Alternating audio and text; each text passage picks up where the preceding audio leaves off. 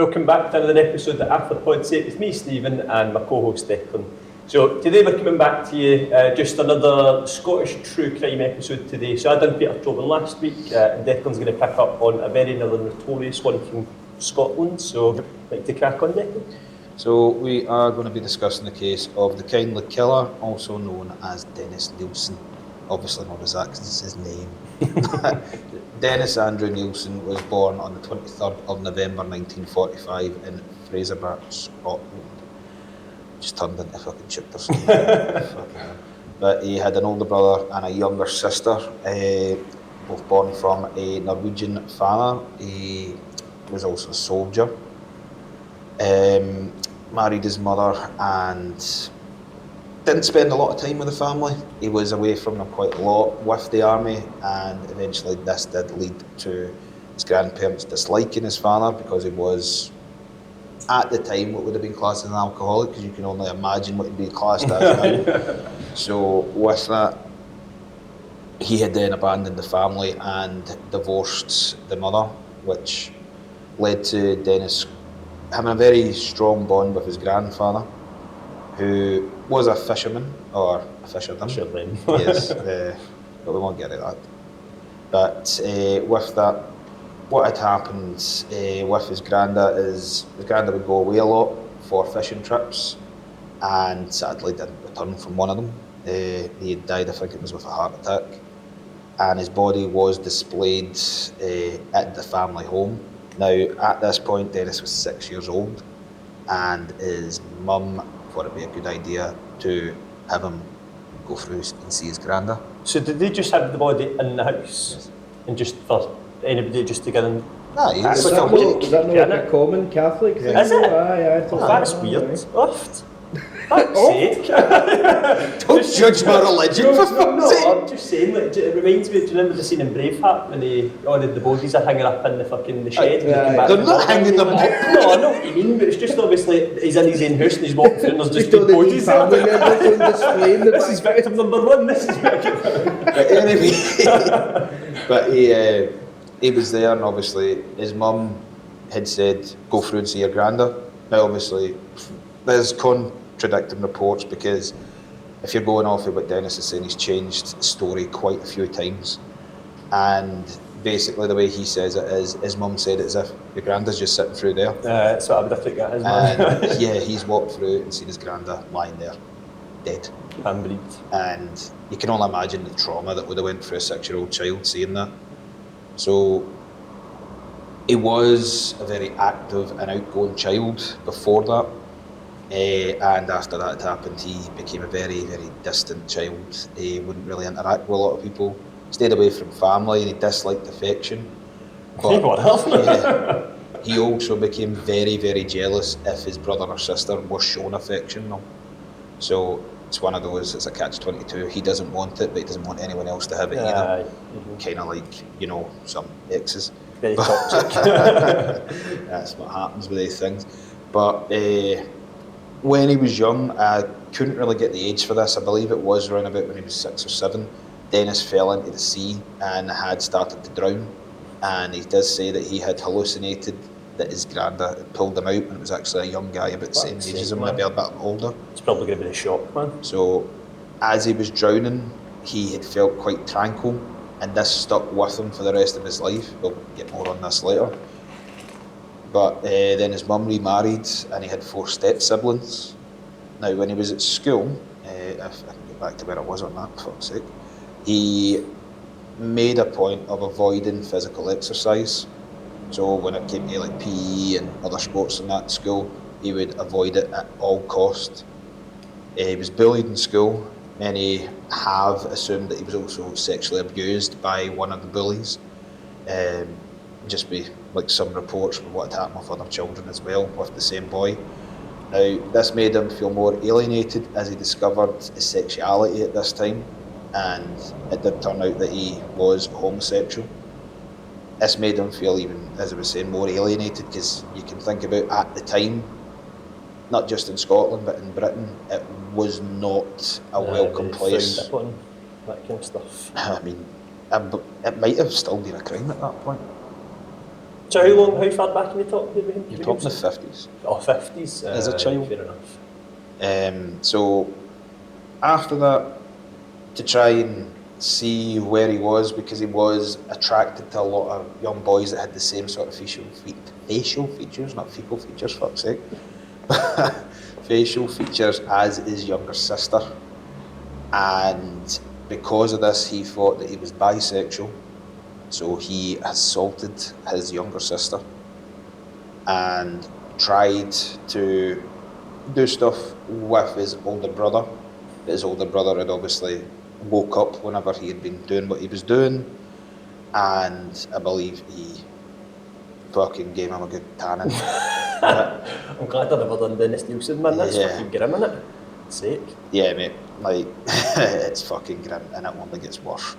So, things started to look up for him a bit, right enough, because when he was 14, he joined the Army Cadets, as he believed that he could then leave his hometown. It'd be a path for him to get out, and he'd be able to not be trapped from where he was. That was like a big theme for him when he was younger. He did feel trapped in his hometown. But he ended up leaving school at 16, got a job in a canning factory. But he really only lasted in there, I think it was a couple of months. Joined the army as a chef, served for 9 years. But when he was there, he was afraid that his sexuality would mean that he would be aroused in the showers and things like that. So he would bathe alone, because obviously, again, wasn't a very good time for people of his sexuality. So that's whenever you look at how it is today and you go, thank fuck we're fucking accepted, man. You imagine what it'd be like for some people. But after that, he had started to go down the same path as his dad. He was drinking very heavily and believed that it helped him become more confident, and he also believed it made him more masculine. So he was more outgoing with his comrades and the fellow soldiers. Now, he was then, I believe he was shipped over to Germany, where he was serving, and he met a German boy on a night out. Woke up the next day and he saw that the boy was unconscious the following morning, and became obsessed with the idea of having a non-responsive partner that he could do whatever he wanted to. Oh, well, fair play. So, Dennis then served as a cook in Yemen. But Can I live with you when we get to Yemen?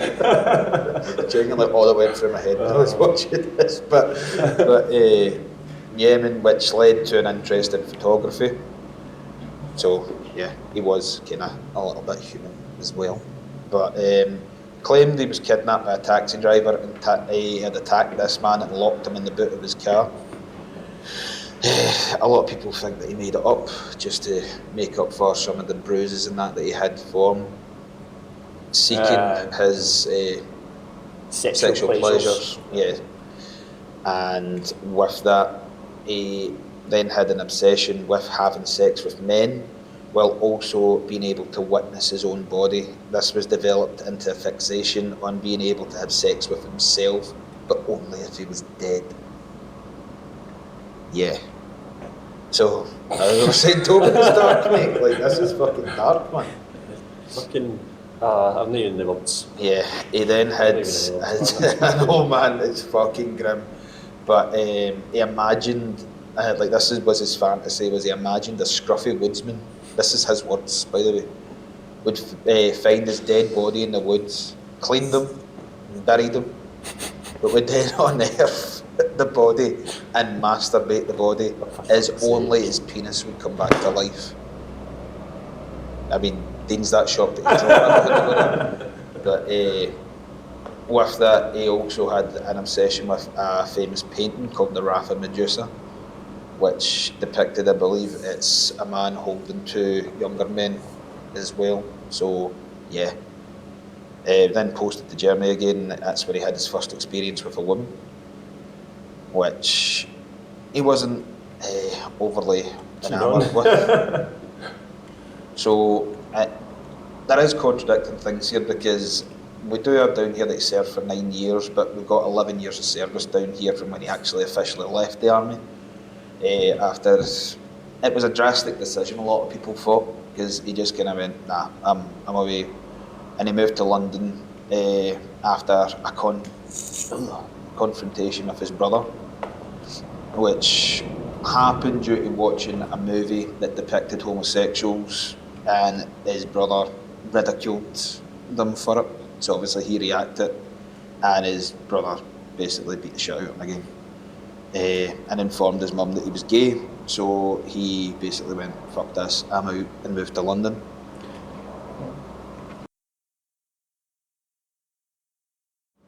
And when he'd basically moved to London, he became a police constable. Now, at this time, he missed the camaraderie of the army, because a lot of people wouldn't really drink together with the police. They would just really go, oh, I seen you in the pub, stuff like that. They wouldn't come in and see them. Now, at that time, he had started to drink heavily again and frequented the gay bars in London in his first consensual experience with a man, but refused to be penetrated, as that would make him jealous of himself. Yeah. So over the coming months then, he resigned from the police force and became a security guard. This started work afterwards as a careers advisor with the job centre, and this is where he adopted one of his nicknames, which was Des, which we will get into as well, because that is something that's happened very, very recently with a movie, well, not a movie, sorry, a series it was, sorry. And the big thing that a lot of people noticed when he worked there is he would only help out male job seekers. Female job seekers came up to him, he was not interested at all, but he was known as a very, very helpful person, and that becomes very evident whenever his crimes start to happen. So he signed a lease for the now infamous 195 Melrose Avenue with money that he inherited from his father's passing. Now, at that point, he had broke up a fight with two men and discovered that one of them was gay, and they started to live together in Melrose Avenue. Now, the couple split after around a year together on the property. Over the following year, he had several short-term relationships and tried to get them to move in each time, and then again developed an even more addictive dependence on alcohol, and this increased depression as well for him, as it was starting to take hold of him. Now, this is where we come into his active years as a very, very, very evil fucking person.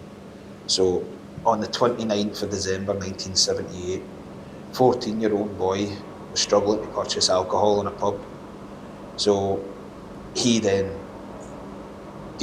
bought the boy some drinks and decided, you can come back to mine, we can have more drinks at mine. Like, bear in mind, this is a fucking 14-year-old boy. And they went back, had drinks, and Dennis went to his cupboard, got a tie, and strangled the boy and started to drown him within a bucket of water. So he then bathed the body and lay it on his bed next to him. And then the following day, well, it might have been the following day, it might have been a couple of days later, I've not got the exact timeline for that either, that he left the body under the floorboards. And as the smell had started to happen, he burnt the body in the back garden and threw on an old rubber tyre to hide the smell. Now, I don't know if you've ever been around anywhere whenever there's tyres burning. Stinking. Yeah, so he literally just blamed it on that, and everyone believed him. And it's plausible when you really think about it. Now, there was another possible victim that happened, but the man managed to get away. He reported it to police, but this was ignored due to the man's sexuality, who was also a homosexual as well. Now, I think this is the hardest part whenever it comes to crimes, especially seeing like the 70s, the 80s, obviously before that, the 60s, we talked about before, but especially in the 70s and 80s, there's so many of these people that could have been caught, and it's just like, oh, you've had an argument with your boyfriend, like, calm down, you know, like, oh. And obviously at that point, they wouldn't take it serious either, so it's nice to have an argument, but... I know, man, but it's the fact that he was still stalking victims in these pubs and clubs right after he's been reported for it, and they've went, I mean, you're gay. So we're not going to pay attention to what you're saying, man. Like, it's vile, man. So on the 3rd of December 1979, we then have his second known victim. He strangled him with a headphone cord and again placed him under the floorboards. He met a runaway, again strangled him, drowned him. This one he left in the cupboard before being transferred under the floorboards. Now, he then met a straight man who worked as a sex worker to try and make money, because that's obviously why a lot of people do work as sex workers. But he had the nickname Scottish Billy, and this is the only one that he killed with his bare hands of the known victims, because he found him loud and obnoxious and he did not like him.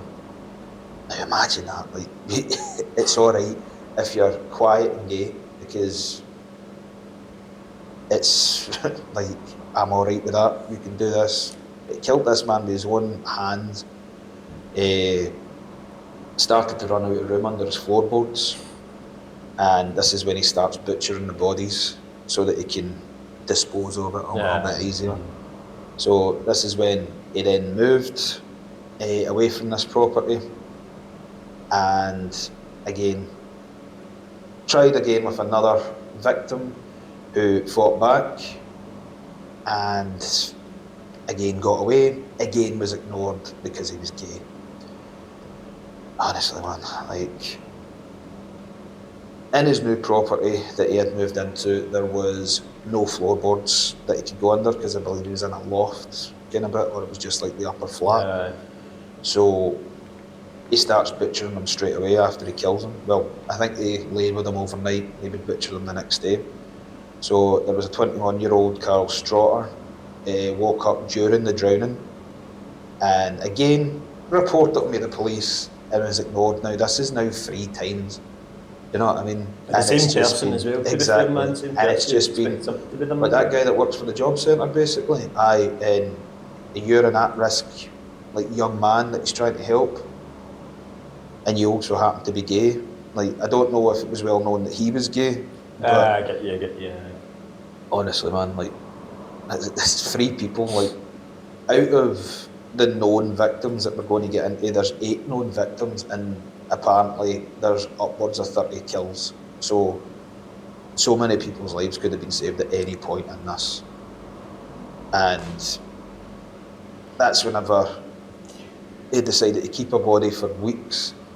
And this was like, he was grooming this body and constantly trying to keep it in shape, but it obviously starts to rot, and he has to dispose of the body. And this is what leads to what got him caught, which was the blocked toilets and drains that started to happen within the flat because he was flushing the body parts about away. this. In fact, I knew about this one because this is where they phoned the water company out to come and search it, and then they found the remains. He then, because he wasn't originally the person they thought done it, they thought it might have been the one that was in there before, until they found out how long the body's been in for, and that it was to be you. So we'll get back to that in a minute. We're just going to talk about his actual methods here. So it was all vulnerable young men. There was no, like, at-risk women to our knowledge. Now, obviously, there are a lot of bones and stuff like that have been discovered, but they have been all linked to men. They've not really discovered anything that could have been a woman. Not to say that there is or there isn't, because, again, a lot of people haven't been identified for this. Now, he would always strangle them. As we discovered, he's only really just strangled one with his bare hands. The rest have all been by cords, ties, any sort of thing that you can strangle somebody with. But he then grooms and cleans the body, lays with it overnight, possibly interferes with the corpse, and then places them under the floorboards at the old property, butchers the corpse, boils down the bodies so that they're easy to dispose of, flushes them down the toilet, or burns them in a bonfire. Now, how, as we've already established, he wasn't caught earlier is unbelievable. But and Stephen has touched on this here, on the 8th of February 1983 even, a plumber came out to fix a drain, discovered a flesh-like substance at the new property of 23 Cranlight Gardens. That's hard to say. And there were small bones also found. Now, they did start to suspect that it was of human origin, and he called his supervisor. And instead of it being investigated straight away, it was left overnight after they'd told them what they might have found, and they returned the following day to find there was nothing there. So they discovered the possible remains of a human hand in a pipe leading to Nilsen's flat. The police entered this flat to advise of the blockage as human remains. He replies, this is the exact words that he used apparently, was, "Good grief." Police then said to him, "Stop messing about, where's the rest of the body?" And he just replied by pointing to his cupboard. They found 2 large bin bags filled with human remains. And then he admitted that it's less likely 2 bodies and more around 15. Fuck's sake. Yeah. Admits everything to the police straight away without remorse. And they asked him, "Why did you do it?" And he arrogantly replied, "Well, I hope you could have told me." Then admits that there are more bodies at Melrose Avenue, and that's whenever they had discovered all of the bodies there. Tried to get off with manslaughter due to diminished responsibility, and on the 4th of November 1983 he was found guilty of 6 charges of murder, and he accepted this with no challenge. While he was in prison, he was slashed with a blade and transferred due to the constant attacks he was receiving. I believe it was similar to the one we were talking about last week with Tobin, but his was like from his ear down to his mouth. Smiler. So it was basically, it was like one of those, like the double blades, so that it cuts and can't can't heal. stitch it. 2 pence in between 2 blades, man. Yeah, so, I mean, this sums up the arrogance of the guy, man. Like, he wrote to the Home Office to complain about the treatment and conditions in the prison. Bearing in mind what he's done to 8 people that have been identified, and as he said, there's more around 15 just at one property. Wait a minute. So Dennis Nilsen died on the 12th of May 2018 due to a pulmonary embolism. It's 3 times now. I know. Fucking doing well here, man. So at this point, this is when documentaries and books and stuff like that were released. So there was a book written during his incarceration, but the publishers and I believe it was the government stopped it from being released due to how they didn't want him to get any sort of praise or anything. Not that he would have got praise, but I know what you mean. he was also played by David Tennant, as we mentioned earlier, in a 3-part mini-series called Des. Which is very interesting as well, Yeah. so it's definitely worth a watch. And he also has the famous quote of, "I'm a man, not a monster." Awkward, isn't it? I know. It sums a cunt up, man. Like, evil through and through. But yeah, Stephen, because he's been very quiet, I have I've just given let him... Declán do his thing, man. Yeah, I've given him a list of the known victims just so we can read them out. Aye. So this is a wee bit mental though, because so Nilsen, when I was doing Tobin, it was all younger people. Everybody that he killed was under 16, I think. Could be wrong. I think they're that a bit at that age, whereas Nilsen's a bit varied in terms of his way he's approaching it. So first victim, is this an order or is that? This more or less an order. An order. So first victim, Stephen Holmes, 14-year-old.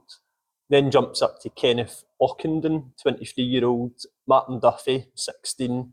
William Sutherland, 26-year-old. Malcolm Barlow was an orphan. So I couldn't actually track down an age for Barlow at all. A bit nuts, man. John Howlett, 23-year-old. Graham Allen, 27-year-old. And Stephen Sinclair, 20-year-old. So youngest victim, 14. Oldest victim, 26. And it is literally just a hit and miss in the middle. Yeah. Obviously, when you look at the victims, so there's pictures of Malcolm Barlow, and I'm not going to lie, he looks about 14. Oh, does he? Maybe younger. Yeah. But I don't know if it's just a younger picture that they've got that gets circulated. Yeah. But I couldn't really tell you. But even at that, it's still evil as fuck. But thanks for joining us with a very, very depressing episode of Ahfur Podsake, guys. And yeah, we'll be seeing you at some point. Bye.